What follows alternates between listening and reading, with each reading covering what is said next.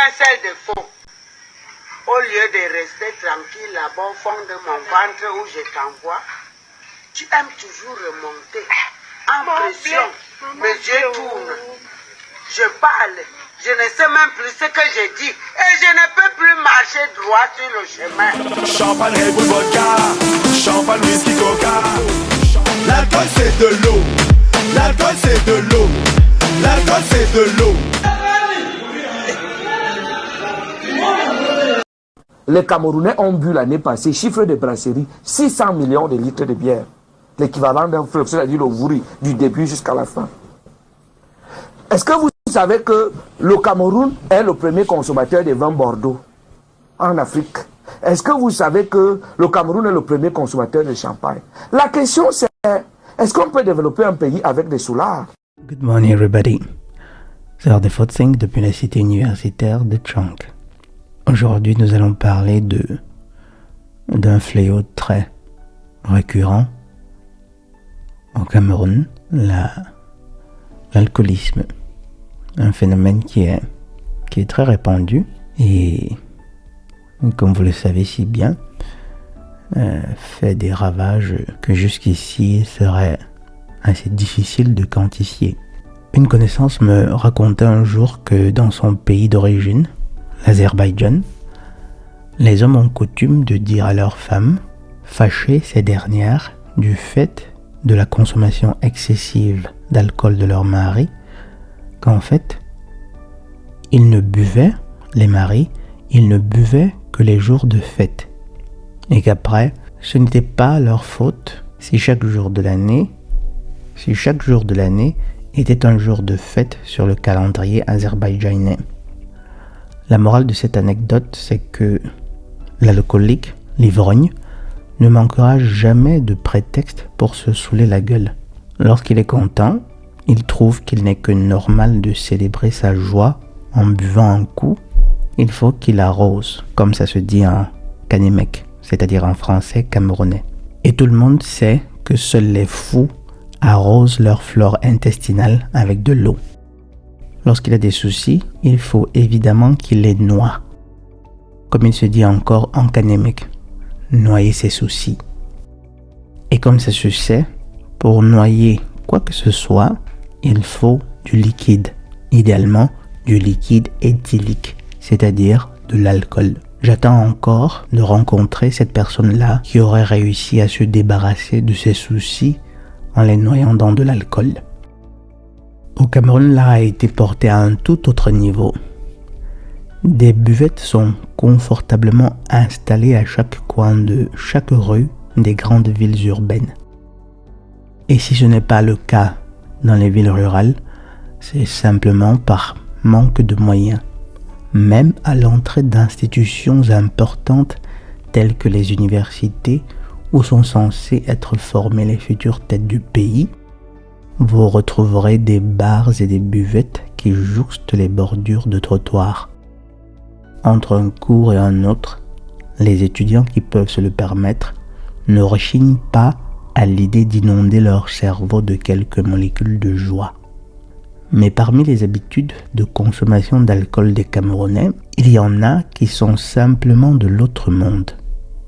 Je voudrais que vous observiez avec moi quelques tendances alcooliques des Camerounais et vous verrez qu'en fait, à y regarder de plus près, un grand nombre de nos problèmes, ou même carrément la grande majorité de nos problèmes, ne vient ni des politiciens, ni des Occidentaux, mais de nous-mêmes. Tendance numéro 1. Beaucoup de chauffeurs au Cameroun n'hésitent jamais à prendre une petite bière avant de se mettre en route, même lorsqu'il s'agit de longues distances. Aussi irresponsable que cela puisse être, ils sont vraiment convaincus d'être plus lucides lorsqu'ils ont bu une ou deux bières. Et ne leur faites surtout pas la remarque. Ils vous diront qu'ils conduisent depuis 35 ans et que vous n'avez rien à leur apprendre et que de toute façon, vous pouvez toujours descendre, vous pouvez toujours sortir de leur véhicule sans être remboursé. Évidemment, personne ne vous oblige à faire la route avec eux. Tendance numéro 2. Dans les bars, certains ivrognes fiers insistent pour que les serveuses ne débarrassent pas leur table au fur et à mesure des consommations. Ils aiment bien voir leur table couverte de bouteilles vides dont le contenu est déjà en train de massacrer leur foie et autres organes. Ils veulent que les passants voient, ils veulent que les passants se rendent bien compte à quel point ils sont capables d'ingurgiter de grandes quantités d'alcool. Presque comme s'il y avait quelque chose de noble à boire autant d'alcool. Presque comme s'il y avait quelque chose de noble à boire autant d'alcool. C'est leur façon à eux de signaler aux unes et aux autres, mais principalement aux unes, qu'ils ont de la valeur, qu'ils ont un peu, comme ça se dit, encore en Kanemec. Et un autre côté vraiment tragique de la chose, c'est que ça fonctionne. Il en existe de femmes capables de se laisser séduire par une si grossière ostentation d'un simulacre de bien-être qui en fait n'est rien d'autre que le signe visible d'une décrépitude à la fois mentale et sociale, qui plus est s'accompagne parfois de difformités physiques qui en sont souvent la conséquence logique. Tendance numéro 3.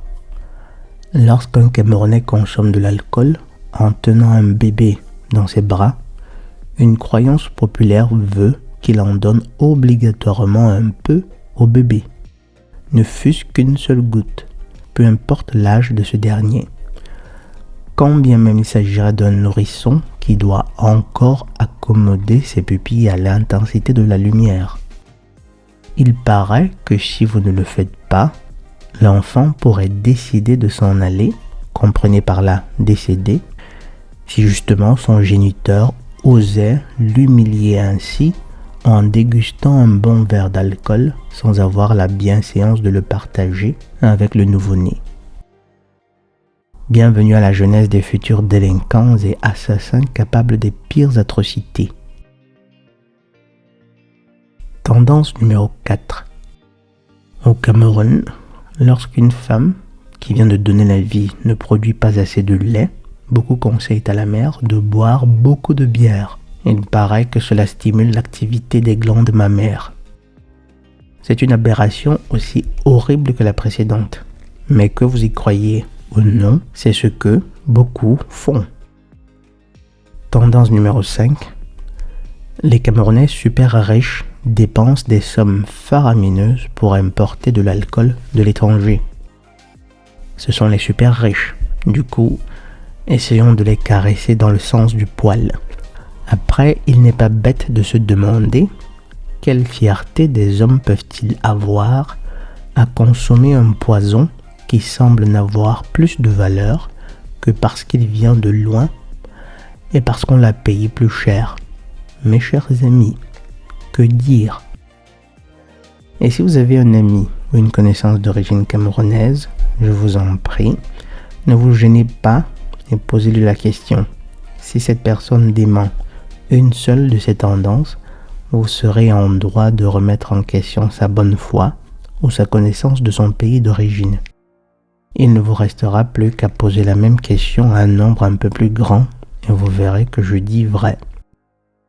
Vous comprenez pourquoi il est parfois difficile d'avoir de la compassion pour certaines personnes. Vous comprenez pourquoi en fait, les politiciens sont loin d'être les premiers responsables de notre galère. Dites-moi maintenant. Et là, j'associe ma voix à deux hommes de valeur, deux académiciens qui, eux, contrairement à la plupart, ont eu le courage de poser la question justement aux Camerounais. Un peuple qui s'alcoolise comme ça peut-il travailler? Il veut boire le kitoko le matin à 7 h. Je vois les gens boire à 33, à 8 h dans les stations Total.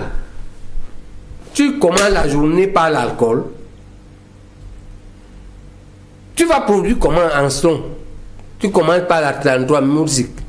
Tu es déjà sous. Ce que je vous dis là est sérieux et déterminant. Il faut qu'on sache que la liberté, le développement vient de la sueur. C'est une prescription biblique. Tu mangeras à la sueur de ton front. Ce n'est pas à la bouteille de bière. De 16h à 22h, oui, Duval. 80% de nous font ça, nous les cadres. De 16h à 22h, tu ingurgites les bières. Tu parles du football. Tu manges le soya et le cochon braisé. Et le poisson braisé en désordre. Tu rentres ivre, tu tapes ta femme. Tu sais pas si tes enfants ont travaillé à l'école. Et on veut que le Cameroun se développe. Non. La question c'est, est-ce qu'on peut développer un pays avec des soulards? Comment construit-on un pays si tous ses citoyens sont constamment assommés par l'alcool? Comment construit-on un pays si tous ses citoyens sont constamment assommés par l'alcool? Comment un étudiant réussit-il à se concentrer sur ses études si son esprit est constamment amorti par l'alcool? Comment fait-on des enfants en bonne santé physique et psychologique quand au moment de la conception, le père ou la mère, ou même les deux, étaient saouls? Le résultat après c'est quoi? Des enfants qui sont capables de poignarder leurs camarades, des enfants complètement perdus, sans même savoir ce qui leur arrive. Et vous savez quoi, mes chers amis? Le plus écœurant, c'est que presque aucun académicien, prêtre ou prédicateur n'ait décrit ce fléau. Désolé. En fait, est-ce que vous en connaissez, vous, de toxicomanes qui lancent des campagnes de lutte contre l'addiction aux substances stupéfiantes? Je ne crois pas. L'alcoolisme est un phénomène si répandu et si destructeur au Cameroun que chaque prêtre devrait en parler dans chacune de ses homélies, que chaque enseignant devrait en parler constamment et sans relâche. Et vous les femmes, nos chères femmes, épouses, sœurs, filles, vous qui êtes des championnes quand il s'agit de manipuler vos maris et compagnons pour qu'ils vous achètent des chaussures, des sacs à main et des greffes, pourquoi ne manipulez-vous pas vos maris pour les amener à arrêter de consommer de l'alcool? Après, je sais parfaitement que beaucoup de femmes comptent parfois sur la dépendance alcoolique de leur mari pour devenir très vite veuves. Sachez que c'est très mal et qu'aujourd'hui, on connaît vos plans. Mais nous en reparlerons un autre jour. Quoi qu'il en soit, je sais bien que pour la plupart des Camerounais, mon propos sera comme une pierre jetée à l'eau. Car si en tant qu'adulte, vous ne comprenez pas, vous n'avez pas encore compris le mal qu'il y a à consommer de l'alcool et la folie que représente l'éloge de la consommation excessive d'alcool, non seulement pour vous, mais aussi pour notre collectivité en général, il est bien peu utile d'essayer de vous faire entendre raison. Vous devez savoir que chaque mal comporte en soi les germes de sa propre destruction. Vous passez le temps à vous saouler, eh bien, la nature dira « Ok, il faut que vous débarrassiez le plancher le plus tôt possible. » Fort heureusement au final. Par contre, les plus jeunes qui m'écoutent, je vous en prie, soyez plus nobles que ne l'ont été vos parents. La consommation d'alcool ne vous apportera littéralement rien à la longue, même pas à la courte en fait. L'alcool ne vous donnera ni plus de courage, ni du divertissement, et certainement pas la solution aux problèmes auxquels vous croyez échapper en consommant, ou bien que vous espérez oublier. Bien au contraire, pendant que vous planez entre l'autre monde et celui-ci, vos problèmes vous attendent très patiemment et au besoin s'empirent. En général, ils s'empirent en fait. L'alcool vous détruit à petit feu et vous enlève la lucidité dont vous avez besoin pour réfléchir aux solutions possibles à vos problèmes, à nos problèmes collectifs. Combien d'hommes et de femmes, en ce moment même où je vous parle, sont couchés dans des hôpitaux à cause de l'alcool? Combien meurent chaque jour de maladies liées à la consommation excessive d'alcool ou dans des accidents causés par l'alcool?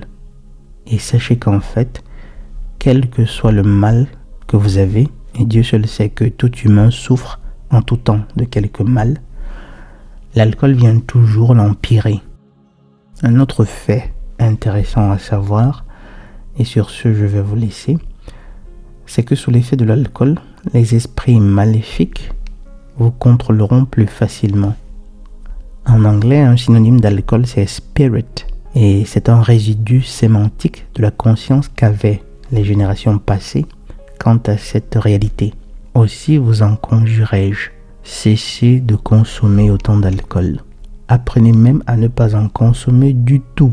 Votre pays a besoin de toute votre lucidité pour penser les solutions possibles, à même de penser nos innombrables plaies. C'était Serre de Fotzing depuis la cité universitaire de Tchang. À bientôt.